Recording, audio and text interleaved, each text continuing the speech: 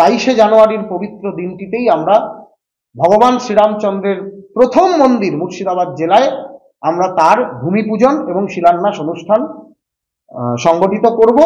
6 December 2025 শিলান্যাস শুরু হবে, ভিত্তি স্থাপনটা হবে।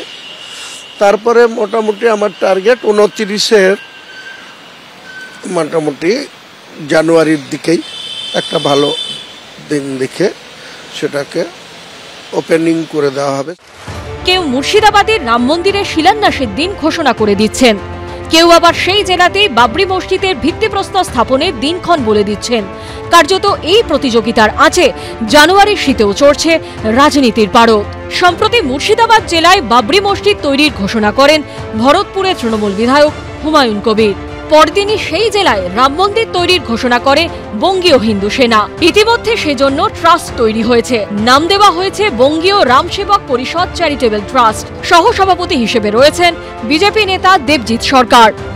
সেই ট্রাস্টের নামটি যেটা নির্ধারিত হয়েছে সকল ট্রাস্টিদের সম্মতিক্রমে বঙ্গীয় রাম সেবক পরিষদ ট্রাস্ট। সেই বঙ্গীয় রাম সেবক পরিষদ চ্যারিটেবল ট্রাস্টের পক্ষ থেকে আমরা ভগবান শ্রীরামচন্দ্রের এই ভব্য মন্দির নির্মাণের কাজ শুরু করছি। অন্যদিকে মসজিদ তৈরির জন্য ট্রাস্টের কথা শোনা গেছে ভরতপুরের তৃণমূল বিধায়কের মুখেও। একটা ট্রাস্ট তৈরি হবে, যে 300 জন মোটামুটি ট্রাস্টের সদস্য হবে। সেটা আমাদের হোম ডিস্ট্রিক্টের 200 জন আর 100 জন বাংলার বিভিন্ন প্রান্ত থেকে। এখন থেকে যেভাবে মানুষ উৎসাহী মানে টাকা দেওয়ার জন্য, তাতে কেউ 20,000 থেকে শুরু করে কেউ 5 লাখ, কেউ 2 লাখ, আমার মনে হয় টাকার কোনো সমস্যা হবে না। যদিও হুমায়ুন কবিরের মন্তব্যকে গুরুত্ব দিতে নারাজ বঙ্গীয় রাম সেবক পরিষদ চ্যারিটেবল ট্রাস্টের অধ্যক্ষ। তবে হুমায়ুন কবির সহ জেলার সমস্ত জনপ্রতিনিধি এমনকি প্রাক্তন কংগ্রেস সাংসদ অধীর চৌধুরীকেও আমন্ত্রণ করা হবে বলে জানিয়েছেন চ্যারিটেবল ট্রাস্টের অধ্যক্ষ। পাত্তা না পাওয়া রাজনৈতিক নেতা কি বলছেন, যে নেতা তার নিজের দলের মধ্যে দলনেত্রীর কাছে বারবার ধমক খান, বিধানসভায় ধমক খান, যে নেতা কখন কাকে উপমুখ্যমন্ত্রী পুলিশ মন্ত্রী বানিয়ে দেন, অপ্রাসঙ্গিক নেতাকে নিয়ে আমি কোনো মন্তব্য করতে চাই না। ওনাকেও আমরা আমন্ত্রণ জানাবো এবং শুধু ওনাকেই নয়, কোনো রাজনৈতিক দল মত এর মধ্যে থাকবে না। জাতি ধর্ম বর্ণ নির্বিশেষে সকলকে আমরা স্বাগত জানাচ্ছি এই পবিত্র কাজে।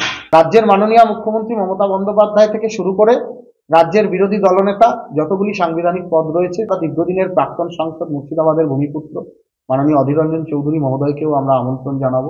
মুর্শিদাবাদ জেলার কোথায় রাম মন্দির তৈরি হবে, জমি কিভাবে পাওয়া যাবে, শিলান্যাস অনুষ্ঠানে শেষ পর্যন্ত কারা আমন্ত্রণ পাবেন, তা এখনই খোলসা করতে নারাজ ট্রাস্টের অধ্যক্ষ। অন্যদিকে বাবরি মসজিদ কোথায় হবে তার সঙ্গে আরো কি করার পরিকল্পনা রয়েছে তা জানিয়ে দিয়েছেন তৃণমূল বিধায়ক হুমায়ুন কবির। বাবরি মসজিদ এবং হসপিটাল, তার সঙ্গে গেস্ট রুম, টোটাল 12-14 বিঘা জায়গা লাগবে।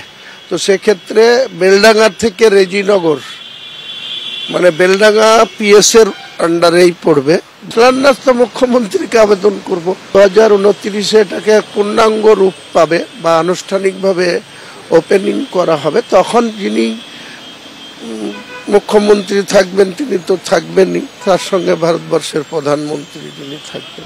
সামনের বছর রাজ্যে বিধানসভা নির্বাচন, তার আগে নবাবের জেলায় রাম মন্দির আর বাবরি মসজিদ তৈরি নিয়ে রাজনীতির পারদ চড়ছে। রাজীব চৌধুরী ও কৃষ্ণেন্দু অধিকারীর রিপোর্ট, এবিপি আনন্দ।